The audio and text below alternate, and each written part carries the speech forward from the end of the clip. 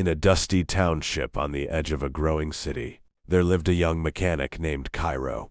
Cairo didn't dream of fancy cars or quick money like the others. He had one obsession: building a machine that could turn waste into clean fuel. People laughed at him. "You're fixing broken radios and bicycles," they'd say. "Now you want to power the future?" But Cairo kept going. For years he saved every coin he earned from small repair jobs. Eventually he built a rough prototype in a cramped workshop, made of scrap metal and hope. It worked, but not well enough. Investors who came to see it shook their heads and didn't approve. One small company took a chance and gave him just enough funding to try again. Cairo split the money, carefully half for improving the machine and the other to increase production space. Months passed, parts overheated, systems broke.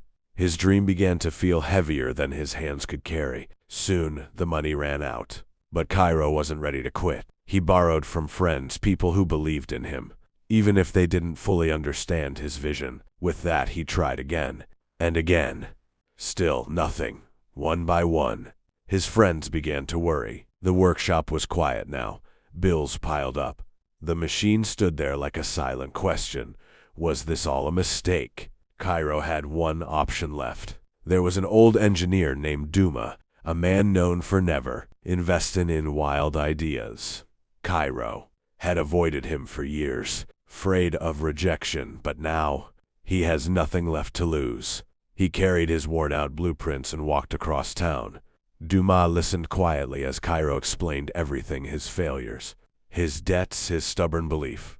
When Cairo finished, the room fell silent. Then Duma asked one question: "If I help you, what makes this your last attempt?" Cairo looked down at his hands, scarred from years of work. "Because this time," he said, "I'm not trying to prove I'm right.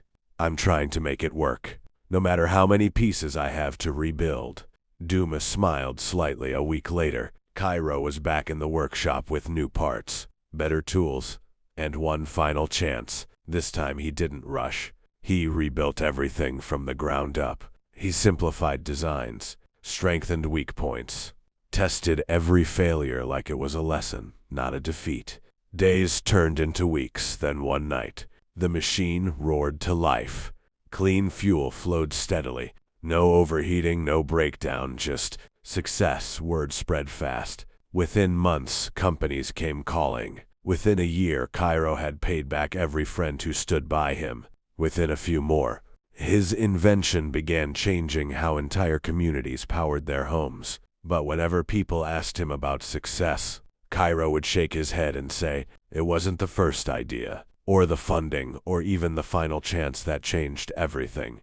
It was the moment I stopped trying to win and started learning how not to lose."